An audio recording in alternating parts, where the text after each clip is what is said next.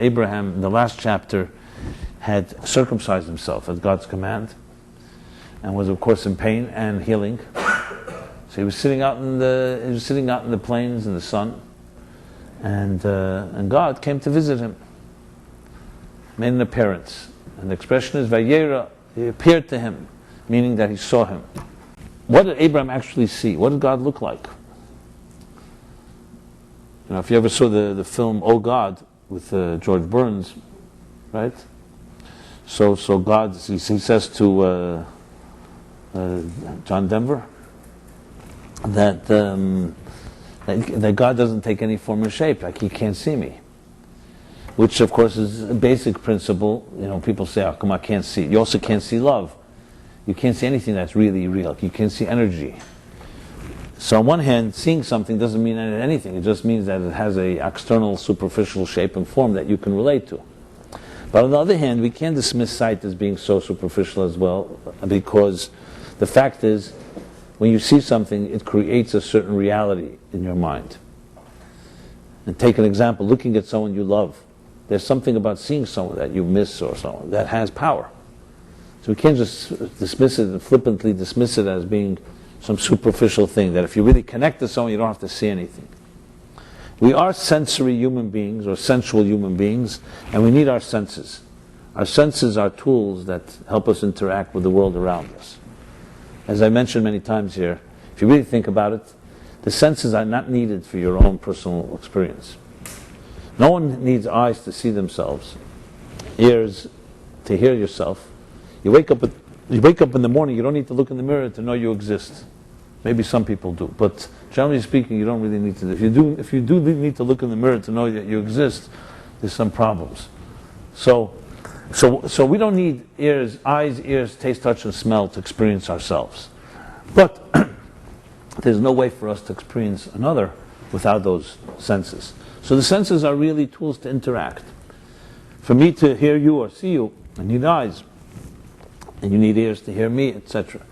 So the senses are really bridges that connect us. If you were to close your eyes and your ears and your taste, touch, and smell, what would you be left with? You could try it out. You can try it out right now. Just keep your ears open so you'll hear what I'm going to say. So what will you be left with? You'll be left with, first initially you'd think like everything's going to disappear. Because we are constantly being stimulated, I would say overstimulated, by our senses, especially in our day and age. I mean, the statistics show by the time, in the Western world, the United States, by the time you're age 20, you've seen 1 million advertisements. 1 million. And it could be a lot more than that. You know, how many messages did you hear today? By advertisers, by marketers, and not necessarily things you were invited or welcomed into your life. You walk down the street, we're hyperstimulated. You know, if you want real hyperstimulation, take a trip to Times Square, and there you got it. You know, the lights, the light and sound show. So it has a certain awesome element to it.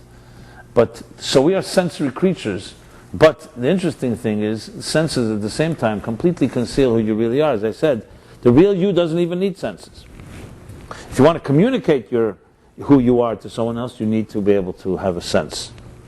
So what is this thing called senses in general, and particularly in this case we're talking about seeing? God appeared to Abraham. And what happened the day before? What kind of experience did Abraham have with God before he appeared? Because you find in the Torah, as I said, different experiences of the divine. Sometimes it's an appearance, sometimes it's a sound, sometimes it's a hint, sometimes it's invisible. As a matter of fact, the most part of times it's invisible. You know, can we see God? So the classical, so-called traditional response to that is no, we haven't earned our right, and God only appeared to these great people thousands of years ago. Which of course the cynic or the skeptic immediately asks, okay, well that's nice. If God is real, why doesn't God ever make an appearance today? You know? So the real question is, if we were there with Abraham, did we even believe that God made an appearance then? If you're a cynic, you might as well be a cynic all the way around. What does it mean that God appeared to Abraham? What did he see? So they have in the Medrash, you say sometimes that God appears in this type of shape, in that form. For example, when the Jews left Egypt and they came to the Red Sea, So it says, the children recognized God first, because that was the God that helped them, save them, preserve them when there was the decree in the time of Pharaoh, wanted to kill all the Jewish males. So there's the Medrash describes the imagery that some people had. But is that really what God looks like, or is it what we create an image to identify with God? So I want to talk about that, and also in context of appearance. If God truly transcends the senses, then why do we have all these metaphors? Why should we even say God appeared, God spoke, and so on? It's an experience. Why are we using terms that can be so confusing on an entity that's beyond senses? So this forces us to go into, and this is always the best way to understand ideas, is not to try to abstract and philosophize, but to go into our own beings. There's an expression in the book of Job. It says, "Mipsari echzeh lekach," from my flesh I behold God. Which, if you think about it, has a very profound meaning. On a basic level, you can say our flesh is created in the divine image, B'Tselem Elokim, like the Torah says. So therefore, your flesh, in some ways, is a metaphor for godliness. But it goes even further than that. It means you are a microcosm of God's mind, because the way we are created, and that's what Einstein said. He says it's understanding God's mind. That's what science is. But even more specifically, science, you need to be a scientist. Be familiar with scientific ideas, with physics, quantum mechanics. But to look inside yourself is a little easier, because you are right near you. Does that make sense, right? You're pretty close to yourself. Actually, I should qualify it. Sometimes not so easy to look at yourself. But I mean to say, the easiest way, mipsari, from the flesh, look at your own personality and the way we function, and you can begin to perceive the divine. Because we are a microcosm of that divine picture. So let me go, let's take this a step further, this whole issue with the senses. On one hand, we are definitely living in a world of senses. As I said, we are constantly stimulated. We see things, we hear things, we taste things, we touch things, we smell things. Those are the five senses. That's how we interact. And they're very powerful and necessary. You walk down a street, there's all kinds of sights that you are taking in. In a different chapter, in the chapter in Sheftim, so the Siftei Kayin, the Shachan, the Torah says that they should appoint judges and police, law enforcers at all your gates. And he explains, Sharecha are the 7 gates, are the 5 senses that we have. In other words, that you have to be, as an adult, create a gatekeeper that doesn't just let anything go into your eyes, into your ears, and taste, touch, and smell. That's what healthy adults are like. They allow certain things in, certain things not. But the fact is, we are, as I said, completely inundated in a sensory world, and especially in our day and age, with the internet and with television and radio and sounds and sights constantly being transmitted all the time, thrown into the picture of cell phones and all the other ways of electronic transmissions of information. We're completely inundated. So as convenient as it is, it also is quite overwhelming. But then here's the fascinating contrast. Anything real in life is not sensory. As I said, love. Love you can express with your senses. You can kiss someone, you can hug someone, you can touch someone, you can look at someone. But love per se, the definition of love is not definable by the senses. If someone asks you, what is love? It would be as difficult to explain that to someone that doesn't know what it is as to explain colors to a blind person. Because it's not just the expression of love, as I said, has sensory expression. But the definition of the concept is one that is beyond senses. And this brings me to something I've mentioned many times here, which is when it comes to talking about superficial things, we can go on and on and on and talk and talk and talk. Just open up a radio and sports talk, sports radio, or some other gossip. They talk, it's endless. And people call in, and it's a whole thing. It's a whole industry. When it comes to talking about the things that matter most to you, you'll find you have very few words. It's not so easy to talk about. And I don't mean just painful things. Anything that's very intimate, anything that's very personal, anything really that really matters. And that's not because your defenses are up and you don't want to communicate because you don't trust anyone. It's also because even if you did trust someone, it's not easy to talk about things that are very personal, very deep inside. So this is the paradox here. Why is that the case? It should seem easier to talk about yourself and superficial things like the weather. You know, when the Weather Channel opened up, there were people said, no way that anyone's interested in 24-hour weather. You know, you get a weather report and that's it. That's an interesting study in human nature. Weather Channel was a major success, continues to be. I mean, I have my theories that people just like, you know, like whenever you see these, the news shows, they always have a map and radars and stuff like that, even though, as we all know, their predictions are usually not correct. But, I mean, I don't mean the general prediction. Of course, if you follow the winds in Cleveland and they're ultimately coming east, you know that New York is going to be that way soon. But I think, you know, it gives people a sense of control, thinking that they know the barometer, even though most people don't even know what a barometer is. And like, why would you need to know that the winds are from the southeast at 12 miles an hour or something like that? I mean, if you were okay, but they say this, you know. Later, I came to discover, you know, we know the temperature. Of course, is hot and cold. You know, humidity is how much moisture there is in the air. But the barometer is the air pressure. And the truth is, the lower the barometer, the better you feel. You know, sometimes you can have a very nice day, but if the barometer is high, it's like your skin gets a little like loose from your bones. No, really, that's the truth. It's not so much pressure. It's like the good feeling when you go underwater, for example. It's because the barometer there is lower. So, you know, obviously, too low is also not healthy. So that, you didn't know that, right? So a barometer actually is the real measure of knowing how you're going to feel that day. Is obviously a combination between, I know you didn't come here to hear a weather report, but I did a little research on this. But nevertheless, okay, but they talk about the weather on and on and on and on. Okay? So I understand if it's going to rain, you want to know, take out an umbrella. I can't resist the chelam joke that a guy, you know, goes outside with an umbrella and with his friend and it suddenly starts raining. And he doesn't open his umbrella, so his friend says to him, why don't you open your umbrella?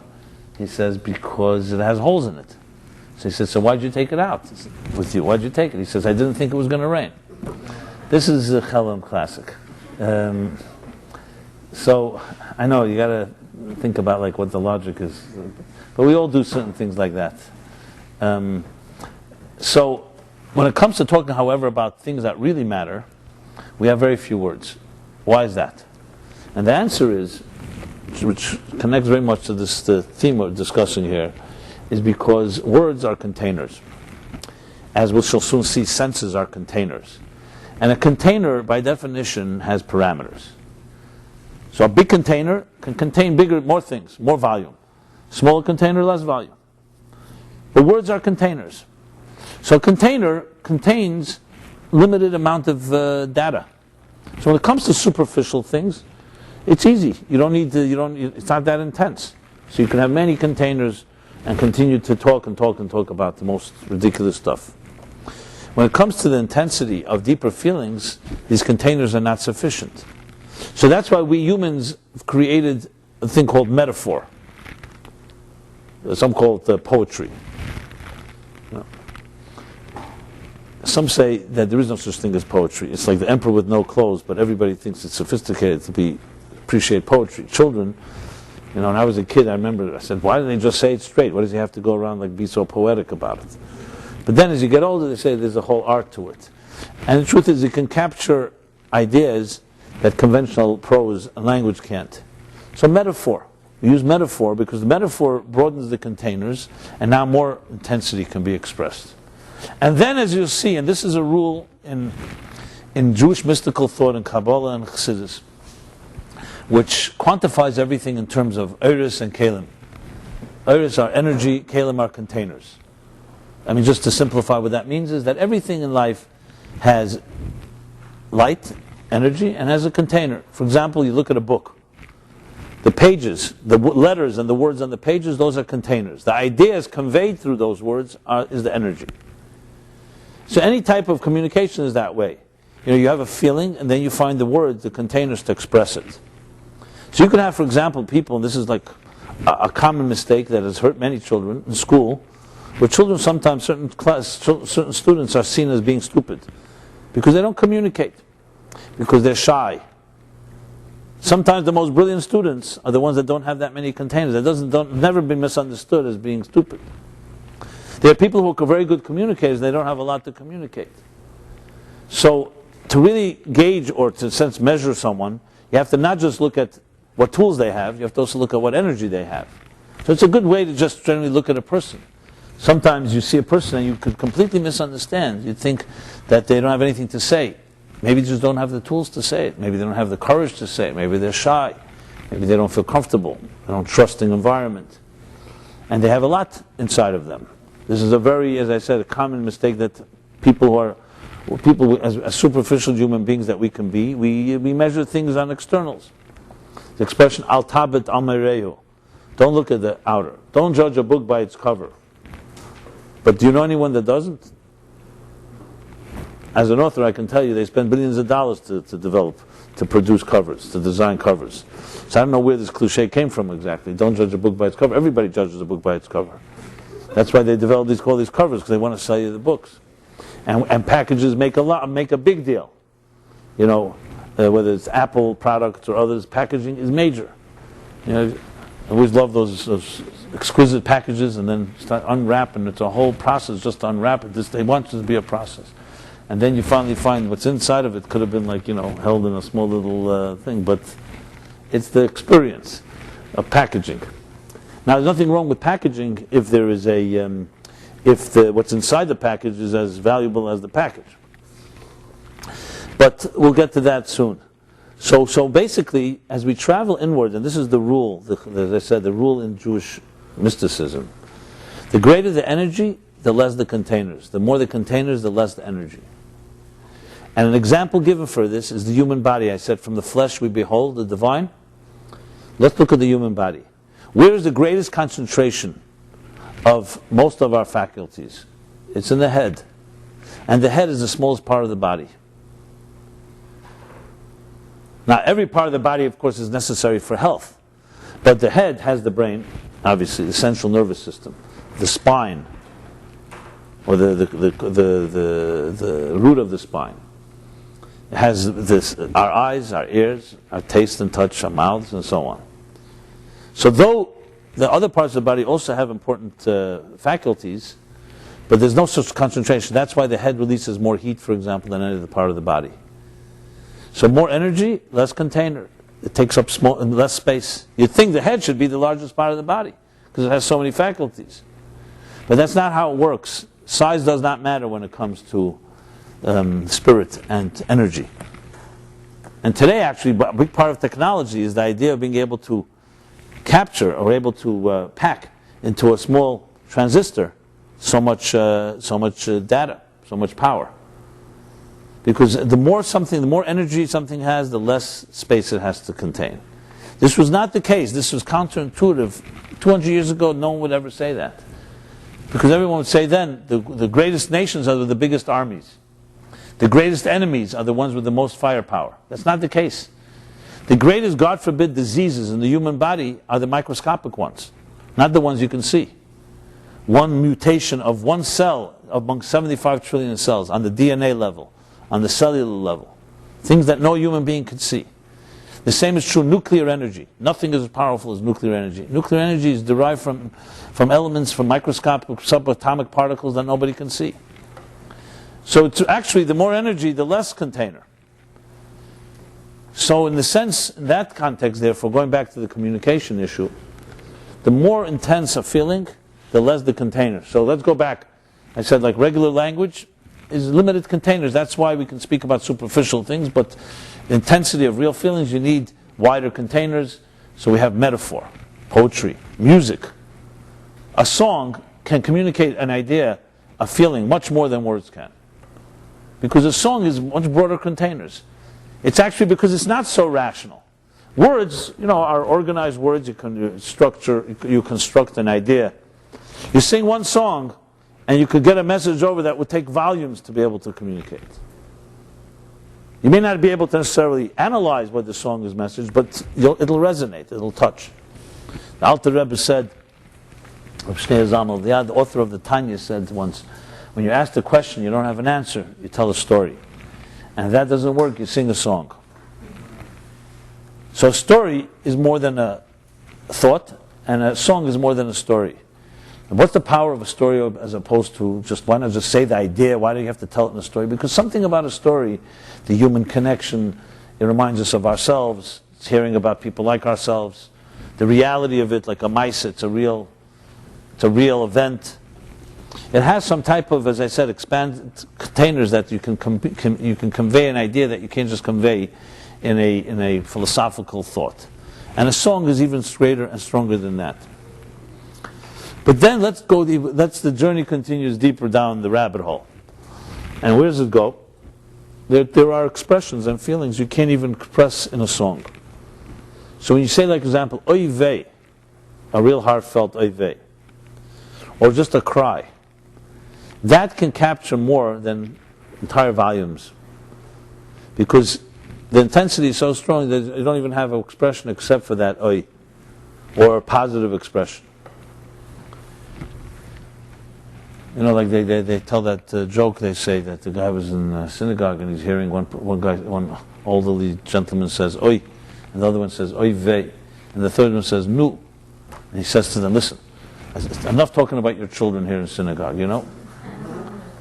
Another version of it is enough about politics." But anyway, so there are expressions that only a cry, and then we know today in psychology. And using the Zohar's expression, the Zohar's term, there's a thing called a kola lo yishtama, a voice that cannot be heard. It's brought in context of the shofar sounds. So shofar also has three types of sounds. Tekiya shvarim trua. One is a long blast, one is like short staccato, one is short pauses. And the Talmud talks about them as different types of cries and so on. But there's a kol lo yishtama, which is a voice that has no sound. And not to think of any negatives, but it's the best example. When someone, God forbid, faces a very traumatic experience, the moment that it happens, there's a shock. You can't even cry. Complete shock. As a matter of fact, in the cathartic process of healing, it's very important to allow a person to be in that type of state.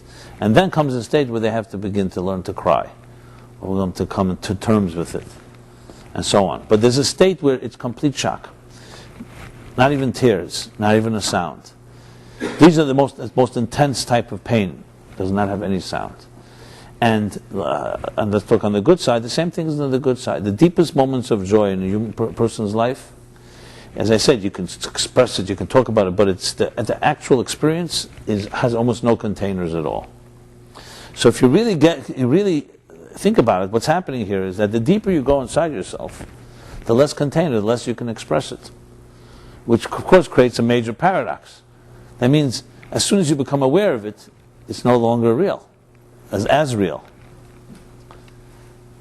which is really what God told Moses. When Moses says to God, he's on the mountain, and he says to God, at some point when he's praying for forgiveness for the people, and it's a real moment of intimacy. You can see Moses, as the Torah says, that Moses spoke to God like a person speaks to their friend.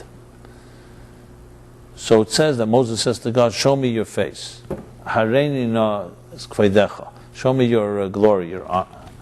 And God says the famous immortal words. He says, "Lo yireini adam v'chai." No person can see me and live. And then he continues and says, "V're'isa sachere, but I will show you my back. Upanai lo yiro, but my face you will not see." So this is one of the most mysterious, cryptic verses in the Torah, but it's written for us to know. You'd think, if God is not fulfilling Moses' promise, Moses' request, why tell us this story? We have to know that Moses asked something that God didn't fulfill. And secondly, this is Moses and God. None of us come close to Moses in that context. So what's the relevance of the story to us? And just to amplify the questions here, in general it says, Tzaddik Geizer HaKadosh Baruch Hu Mekayim. When a tzaddik decrees something, God fulfills it. It says also the opposite. When God decrees something, a tzaddik can be mevatel, can abolish it. And Moses is asking God for something. Moses was not a fool. He also understood that you can't see God and live. And yet he asked. That means he meant something about it. What did God really answer him? Something that's so obvious? Then he wouldn't have asked. And why was he rejected? As I said, a tzaddik has effect. So there's a lot of details to the story, but let me just share with you one interpretation from a commentary called the Panim Yofis. And it's cited in other places as well. He says when you read the verse, and I have one more question before I say that, because that's relevant. When God says to him, no man can see me and live, okay, that's the answer. Why does he have to rub it in and say again, I will show you my back? Okay, so I can't show you my face, but I'll show you my back, at least my back. Which again is metaphor, it's not anthropomorphic, it means you won't see my essence, you'll see a reflection of me. But then why does he rub it in and say, but my face you will not see? You already said, God said it already. He pointed, to tell him again. So the Panim Yofis interprets the verses like this, that you're supposed to read it, I will show you my back and my face. But my face you can only see by not looking. That's the lo yiro. So there are things we see directly, and there are things we see when we don't look. There are things that we can own and contain because of our logic, through our containers, as I said. But there are things that you can only experience when you let go. True love is that way. True God is that way. This is the ultimate secret of life, and the one that is so disconcerting to so many people, because we live in a world where we've been trained to control everything. You want a loaf of bread, you go to a bakery. You want a relationship, you go to J-Date, or whatever. I mean, does that work? Okay. We learn in a world that if you don't go out and get, if you're not a go-getter, you don't go out and get it, no one's going to do it for you. The problem is you can't apply that principle to anything that's real. You can only apply that principle to material commodities. Material commodities can be acquired. You buy them, you purchase them, you own them. Anything that is real, you cannot own. And as soon as you acknowledge that, your life will change. The problem is we think we want to own it. It really is a sign of deep insecurity, obviously, because you think you have to own it. If you're really secure, who says you have to own everything? Maybe some things that are not, they're not. If you really love somebody, you want to really own them? Yes, we like to know and be controlled, that we don't be surprised, and we're the ones running the show. But true love is part of it is spontaneity, isn't it? Isn't it about things that you can't expect and things that you can't write a script for? But the fear inside of us, so many of us are still children at heart. The fear, we cut that part off. We'd love to have spontaneity, but also with some control. You want to have like both. Planned spontaneity. I'll tell you when you should be spontaneous, okay?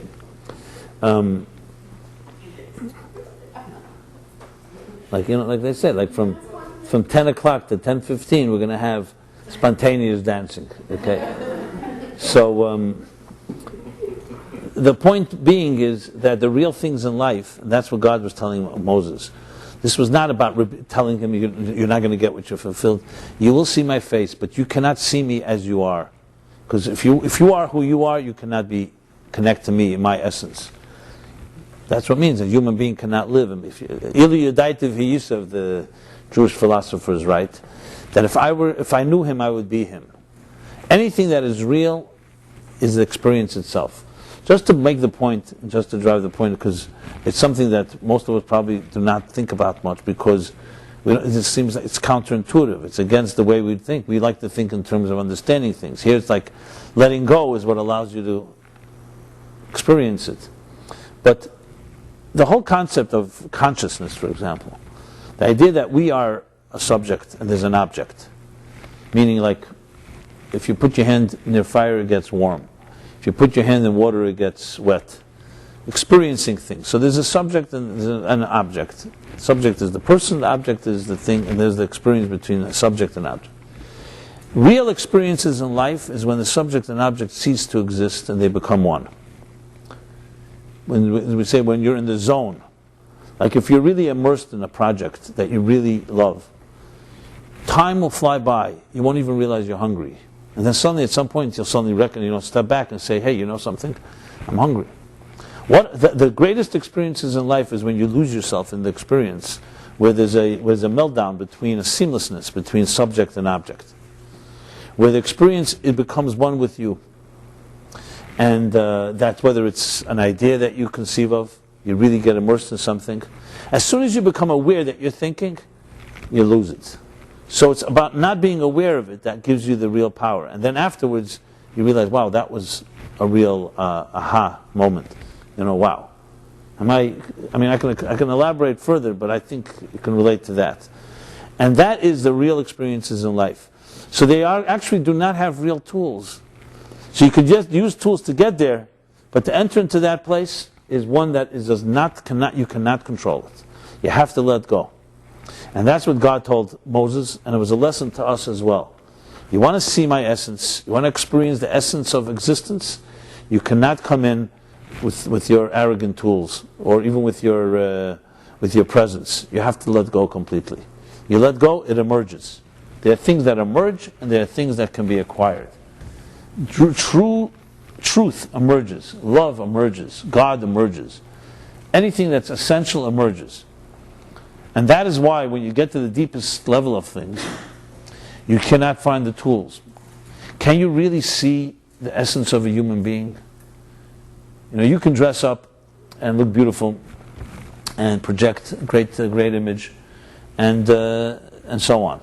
But can someone really see who you are? Can you even see who you really are? So when we say that God made an appearance, then of course this begs the question, so then what exactly is the role of these senses? And here's where it really gets eloquent.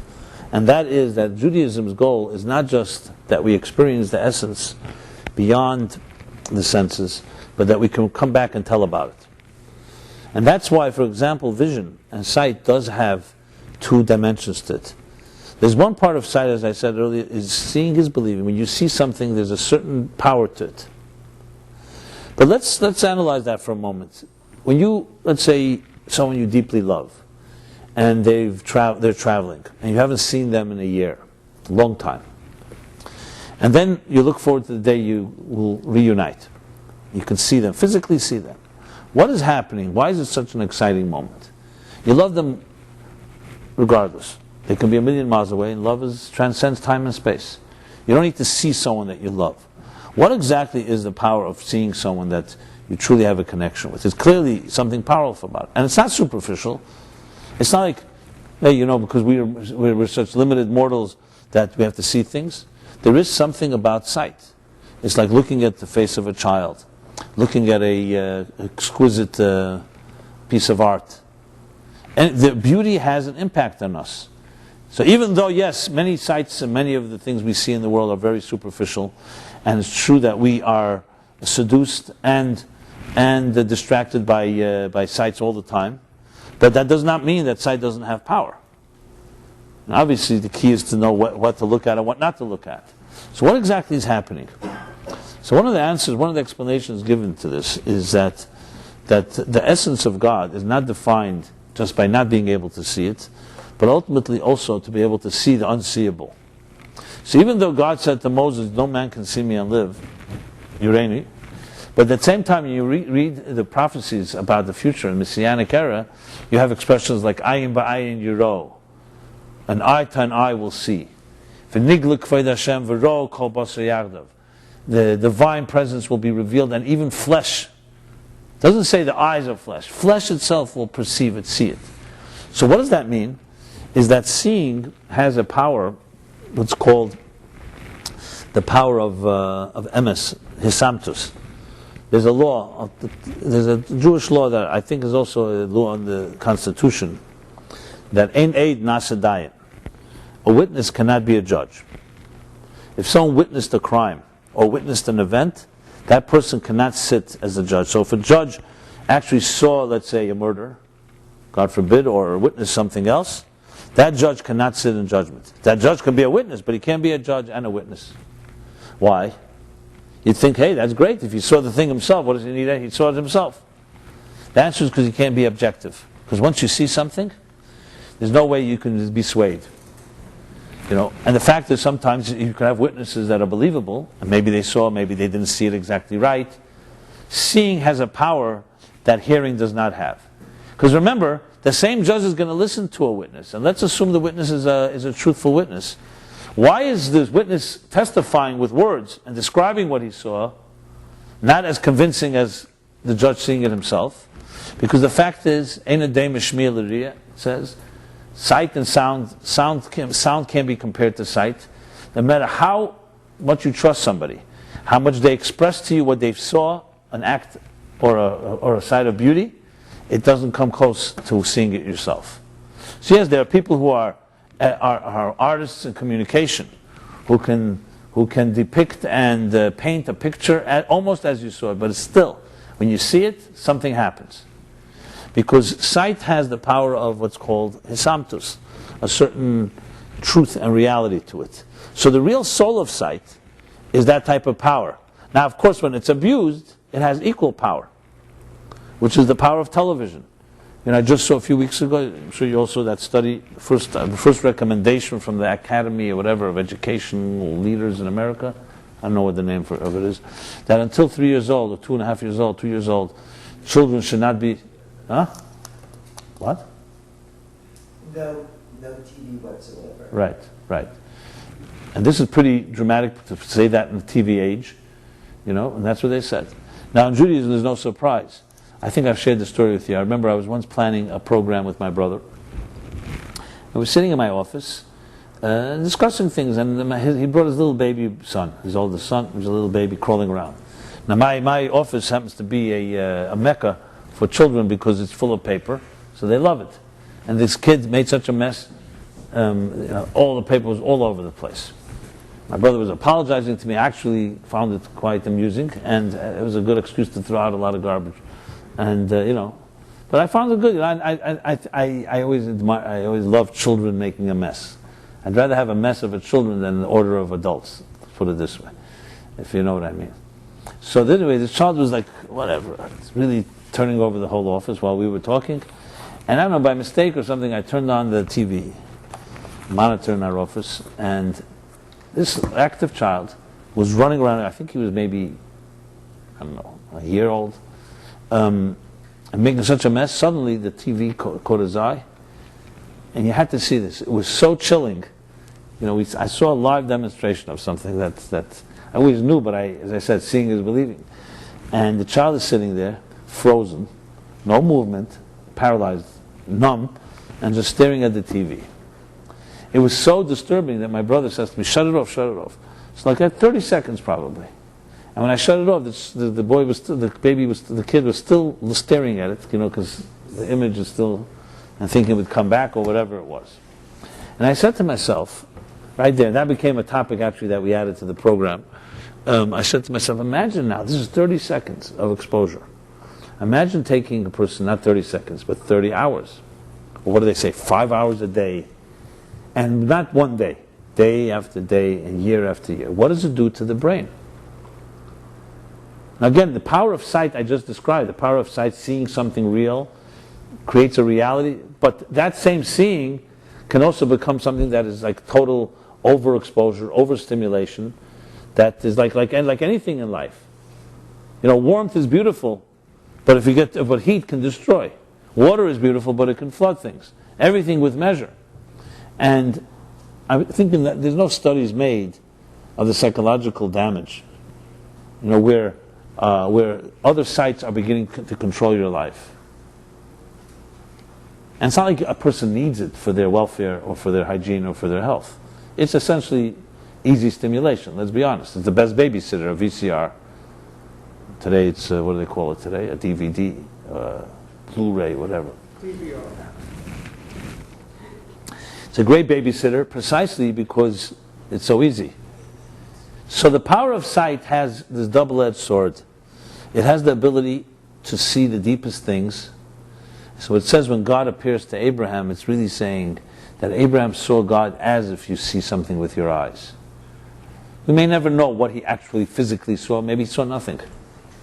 But the truth of the experience was as if he saw it. That's the bottom line. Whereas when God spoke, or God hints, or one believes in God and doesn't really see it directly, we all see at times that concept of divine providence, called serendipity, where you see, certain confluence of events come together, you connect the dots. But you cannot say necessarily you see God's face. You can maybe see God's hand. You could see that, hey, how did all that happen? It's not a coincidence. But then when it talks in the Torah about an actual appearance, it means the reality of it is literally as you physically see it. Obviously, these are the things we'd like to see. But unfortunately, our eyes and our sight has been hijacked by others who are imposing sights upon us that seduce us, that hypnotize us, and basically distort our lives. And I'm definitely not from the fire and brimstone to saying, cut out all visuals. But the fact is, visuals can be, as I said, a great, great blessing. When you realize that you want to see the unseeable, when you realize that you want to see someone you love, you want to see love, great. But at the same time, the same sight can become something that is extremely delusional. I'm not even getting into the whole idea that people live their lives vicariously through actors and through shows and so on. Just look at people, I don't know how many, you don't have to raise your hands, soap opera addicts, they live their lives through these people, they can't miss a show. It's an easy way not to live your own life. You live the life through someone else. And again, the blessings of technology are given. I'm not questioning that at all. But what it does to us is the two things, the double things. It numbs our senses, and above all, it doesn't allow your senses to really go and dig for what they have to dig. Because what you really want to see is the unseeable. And this was the aspiration of Abraham and all the greats throughout history. They wanted to see God. There's actually a story connected to this chapter right here, that when it was the fifth Chabad Rebbe, his name was the Rebbe Rashab. His birthday is this week, the 20th of Cheshvan, which is always around Parsha Vayera, this week's Parsha. So he was reading the Parsha, and he went in, the story goes, he was a child of 3 or 4 years old. His birthday, so he went into his grandfather, the Tzemach Tzedek, for a birthday blessing, for a bracha, a blessing for his birthday. As soon as he walks in to his grandfather, he starts crying. His grandfather says to him, "Why are you crying?" In Yiddish they spoke. "Why are you crying?" And the little boy says, "Because I just read that God appeared to Avram Avinu, to Abraham. And why doesn't he appear to me?" That's what he's crying. So the answer that Tzemach Tzedek said to him was, I want to focus on the question more than on the answer, but I'll tell you at the end of the story, that when a Yid, a tzaddik, there's a different version, a Yid at 99 years old decides to circumcise himself, he's worthy that God should appear to him. But the thing that always struck me with the story was, how many people cry because they can't see God? I know people cry for many things. I've seen a few tears in my life. We cry over pain, we cry over broken relationships, we cry over shattered dreams. There's a lot to cry about. But it's usually crying out of deprivation of something that you feel you need. Sometimes it's tears that are necessary and appropriate. Sometimes it's tears that are not necessary. It's just you want things that you don't even need. But here's a young boy, 3, 4 years old, of course, who would butzim akat v'yadi, he would become a great Rebbe himself. He cried over the fact that he cannot see God. And what does that mean exactly? It was I think Shlomo Karbach tells the story, but anyway, there was a guest, a visitor came to the shofar, blowing of shofar, one of the great Rebbes, last generation. And before the blowing of the shofar, this Rebbe started crying. And this guy was a guest, he was as Karbach calls him a yeka, meaning He's very organized, very. And he says to Kabbalah, he says, why is he crying? He has such a beautiful wife and such beautiful children. Why is he crying? So how do you explain to someone that someone cries during shofar, even though their family is a beautiful family? You see, there's an existential sense. A person who's sensitive, as the Arizal says, that someone who doesn't cry in the 10 days of tshuva, their soul is not complete. There are tears over an incident, over an episode, over a deprivation, as I mentioned. But there are tears sometimes that you just cry in the middle of nowhere. And those are the healthiest tears because they're coming from a sense of something beyond us that just overwhelms us. When this little child cried that he doesn't see God, it wasn't about he wanted to see some fairy tale guy sitting on a throne in heaven with a long white beard, strikes us with lightning when we misbehave. He was talking about experiencing reality. We see so many things. You want to see something real. And that's what he was crying about.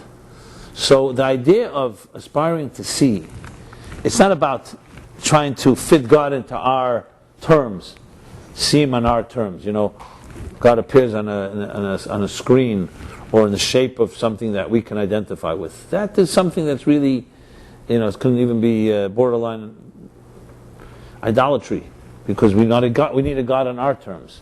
The experience of God is to experience God on God's terms, but to experience it as if you see it with that type of reality.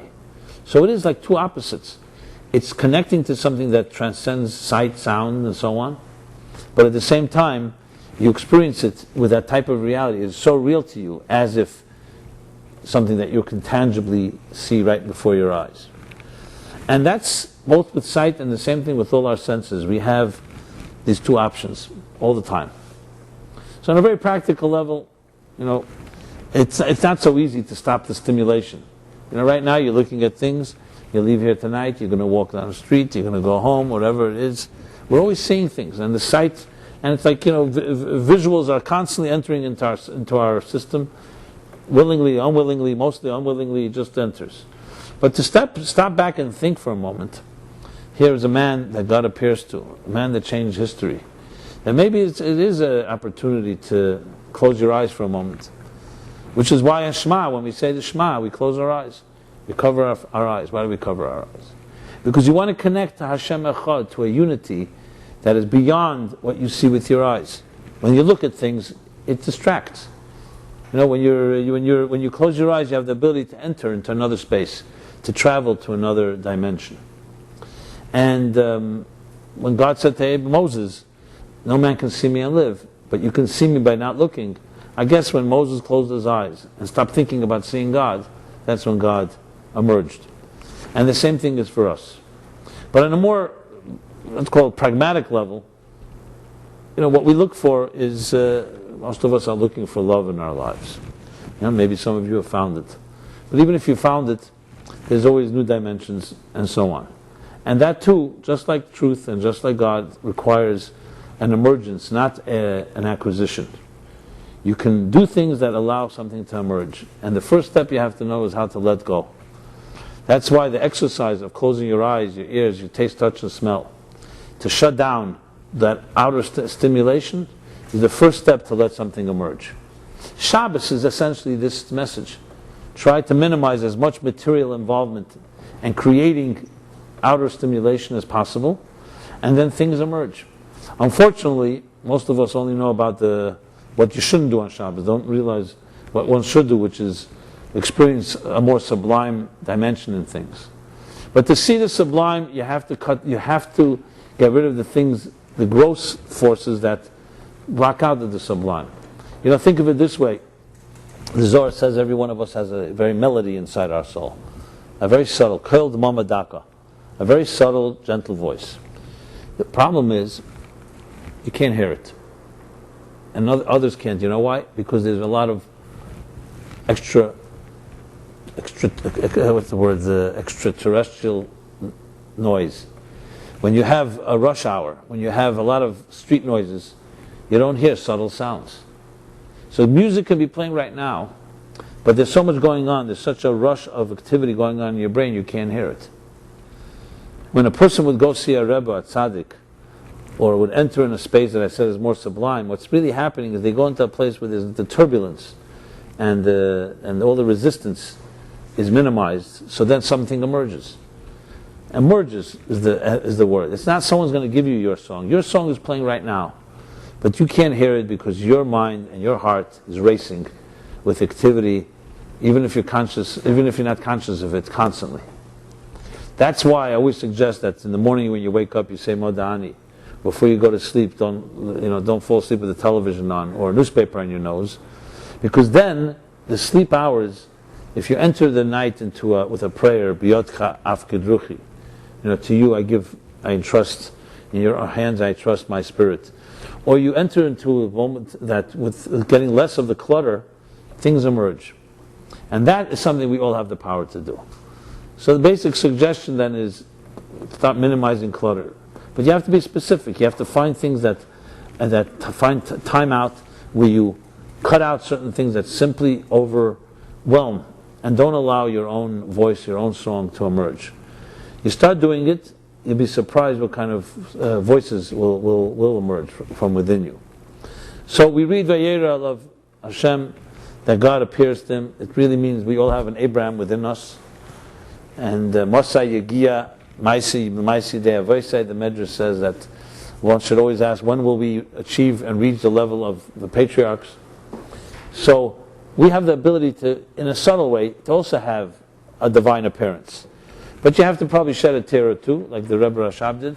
And above all, you have to shed, not just a tear, shed some of the layers, some of the other stimulation that doesn't let this emerge.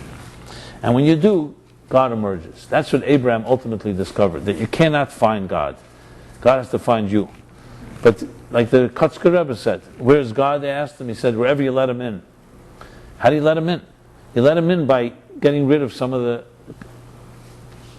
the superfluous and extra baggage that clutters our lives.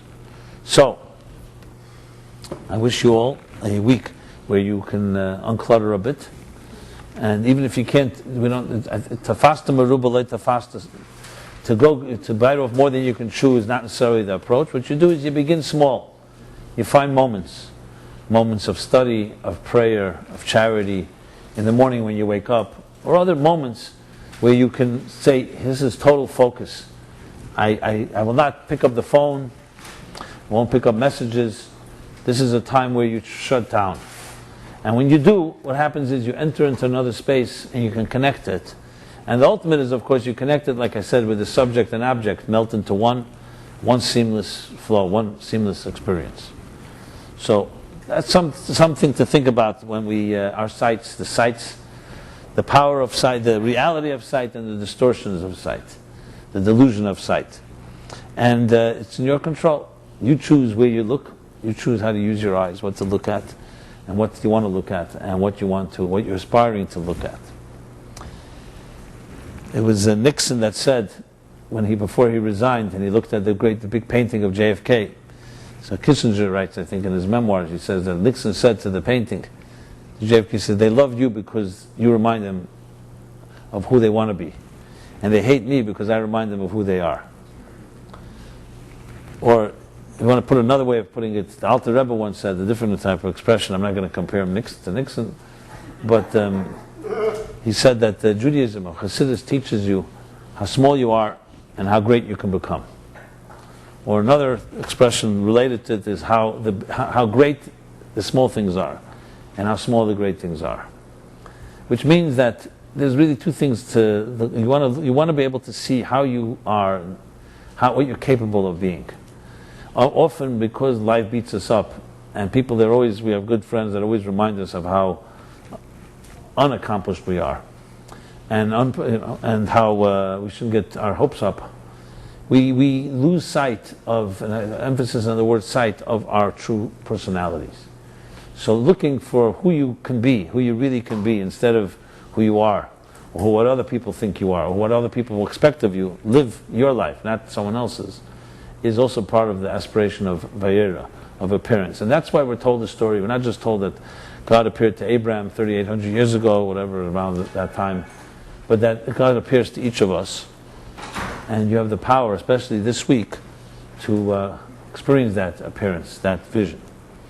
So may our visions be healthy and not only healthy but great, magnificent, majestic visions. And may we cut out some of the sights that just distract or do worse to our psyche. Should have a very, very pleasant week. I want to announce a few things. Number one is that Philip will be giving his class tomorrow night, as he usually does, 7 o'clock. It's Philip Namaworth, for those of very interesting class. He's a colleague student of mine for many years. He's one of the original, from back in 1985, I believe, is when he began. And I also want to mention that if you haven't left your email address with us, please do so we can stay in touch. And I again apologize to some people who were viewing this. We're in the middle of upgrading our systems now, video systems, and hopefully in the next few weeks be able to have a very seamless and painless experience in viewing these classes. And more to be announced as we go along. And as always, it's a great honor to be able to share a few words with you and intersect in our spiritual journeys of our lives. And I hope to see you again. You're always welcome, all of you, to be here. And please stay in touch. And if you'll see me, the Meaningful Life Center, as a resource, an asset, an ally to you and to your life's aspirations. Thank you very much.